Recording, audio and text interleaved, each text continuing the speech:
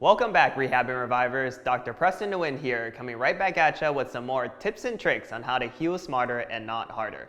In today's video, we'll be going over how to rehab from an acute inversion ankle sprain, the crucial first 24 to 72 hours.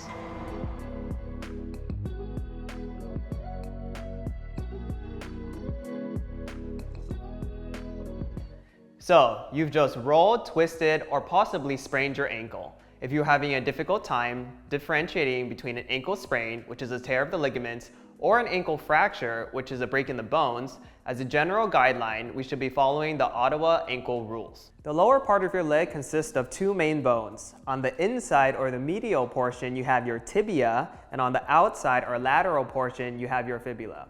The bones here are called your medial and lateral malleolus, and they are continuations of your tibia and your fibula.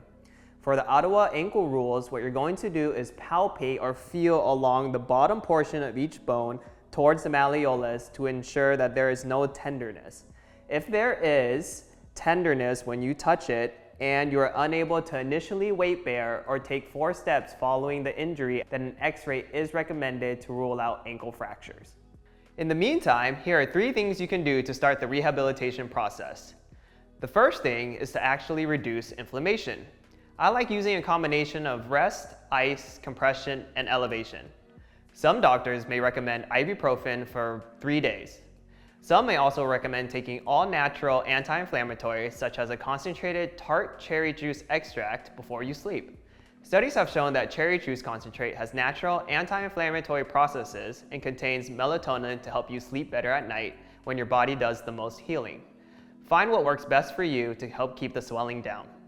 The second thing we want to do is to actually stabilize the injured ankle with leukotape. Here, I will be demonstrating an effective way to tape your ankle to help stabilize the joint and prevent further compensations during your healing process. You can find a link to the tape in the description box below. Alright, so here we have our cover tape, which goes under our leukotape here.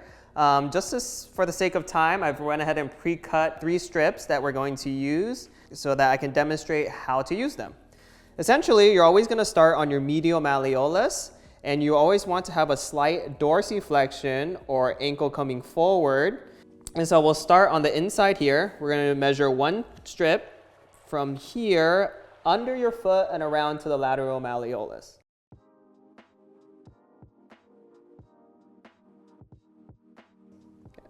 The second one is going to go around the medial malleolus again, the backside of your ankle to the lateral malleolus.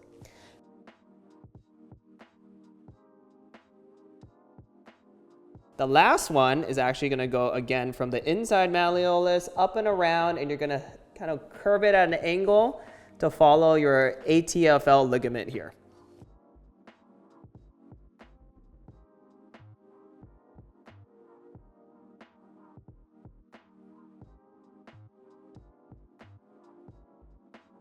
The third thing I recommend is a combination of hip stabilization and isometric ankle exercises to do as soon as possible.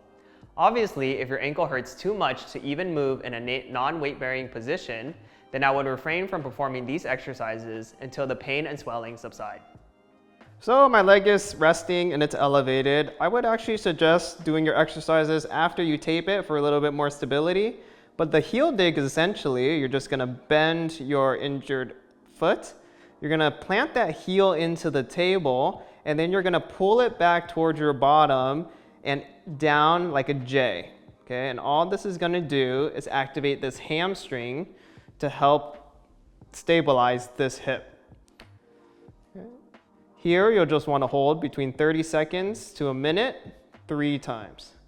What this is going to do is it's going to help you stabilize this hip for your change in gait mechanics, because weight bearing on this leg is going to be painful. And the next exercise we're going to do is an isometric contraction in multiple directions for this leg.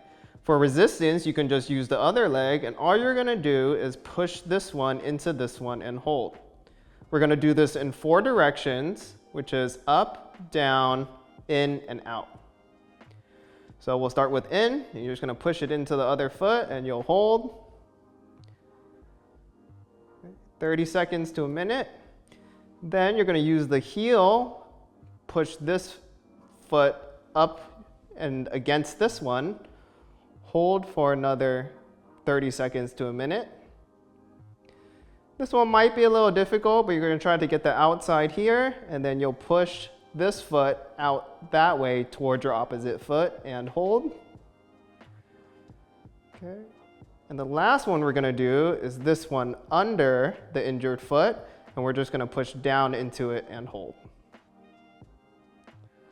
These two exercises, when combined, will help to activate and strengthen the muscles on this leg to make up for the injured ligaments.